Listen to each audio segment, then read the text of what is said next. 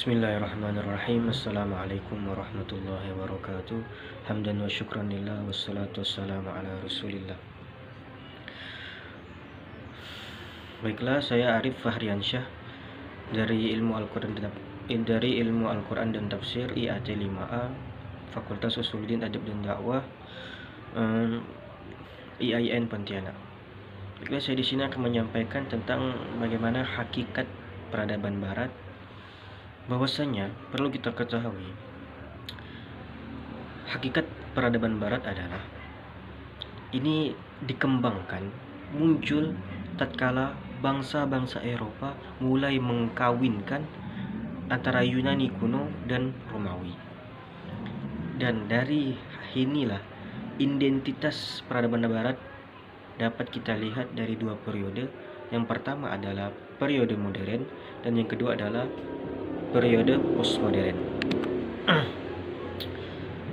Barat modern hakikatnya mereka bangkit, paham ini bangkit setelah keterpurukan, setelah kegelapan yang dialami mereka. Yang mana saat itu mereka bisa muncul, bisa tampil dari zaman kegelapan tersebut tentu memiliki faktor alasan yang kuat. Ternyata apa? Alasannya adalah ketika mereka telah menerjemahkan hasil karya-karya cendekiawan muslim pada saat itu.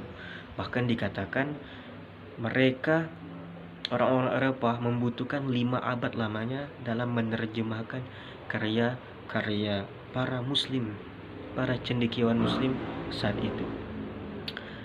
Maka periode pencerahan ini disebut modern, yang mana di situ semangat keilmuan senantiasa terjadi di mana-mana.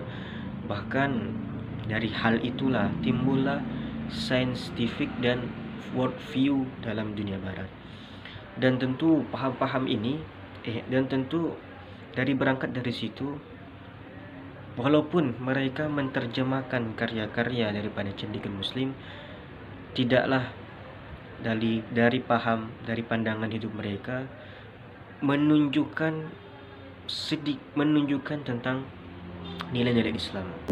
Pandangan mereka sejatinya telah diwarnai oleh paham-paham seperti paham sekularisme, rasionalisme, pragmatisme, dan lain-lain. Sehingga nilai-nilai Islam pun tidak termasuk dalam pandangan hidup mereka, karena pikiran mereka telah terkontaminasi dengan paham-paham tersebut. Maka dari itu, puncaknya mereka mengatakan bahwasanya sainslah sebagai Tuhan. Maka lahirlah dari situ modern mind, yaitu akal modern, yang mana di sini semuanya dikontrol oleh rasio. Tuhan direduksi menjadi sebuah kebangsaan dan sebuah kebudayaan. Maka dari itu, pada hakikatnya mereka masih mempercayai akan adanya Tuhan. Namun sungguh sangat sedikit juga kita temukan tentang diskusi-diskusi tentang Tuhan itu ada atau tidak.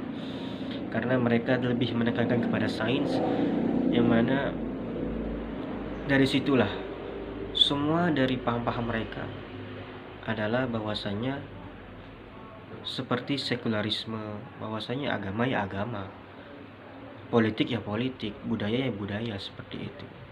Jadi mereka tidak mencampur adukan seperti rasionalisme, harus rasio semuanya. Maka dari itulah beberapa pandangan pola pikir daripada Barat modern. Selanjutnya, setelah Barat modern, maka kemudian datanglah periode postmodern, yang mana intinya hakikatnya postmodern adalah sistem yang tanpa pemikiran metafisis. Penghapusan metafisika juga berimplikasi pada pengesampingan atau peremehan doktrin keagamaan yang didasarkan pada metafisika itu. Titik perubahan dari metode berpikir metafisik kepada metode berpikir analitis dapat dirujuk sebagaimana pendapat Karl Marx. bahwasanya secara filosofis postmodernisme juga merupakan gerakan yang tidak lagi mempercayai kebenaran objektif. Jika tadi bahwasanya Barat modern masih mempercayai kebenaran objektif atau saintifik, yang mana di sini menjadi ciri modernisme. Hal ini bisa kita ketemui dari bagaimana pendapat Karl Marx, yang mana ia menganggap bahwa masyarakat barat itu adalah progresif, tidak pernah final dan akan menuju kesempurnaan dengan cara evolusi, perkembangan sosial, pendidikan, dan pemanfaatan sains. Maka berangkat dari pemahaman seperti itulah yang tidak menyetujui bagaimana barat modern, postmodern ini lahir, yang mana jika kita lihat tadi, barat modern masih mempercayai akannya adanya Tuhan. Namun sayangnya postmodern sungguh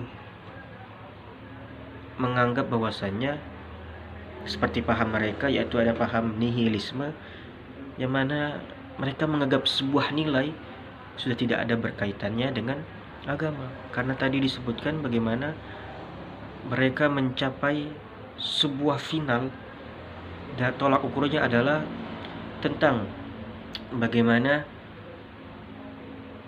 dengan cara evolusi, pengembangan sosial, pendidikan, dan pemanfaatan sains itu sendiri. Maka singkatnya, postmodern melebur nilai tertinggi, menyingkirkan Tuhan, dan merujukan segala bentuk nilai sebagai fondasinya. Nilai baru yang diperkenalkan postmodernisme adalah nilai yang memiliki hubungan dengan nilai-nilai lain atau bahkan saling tukar-menukar, karena ia memiliki status yang sama dalam wajah yang universal. Oleh sebab itu, bentuk segala macam nilai adalah nilai yang layak untuk saling tukar-menukar antara satu peradaban dan peradaban lain.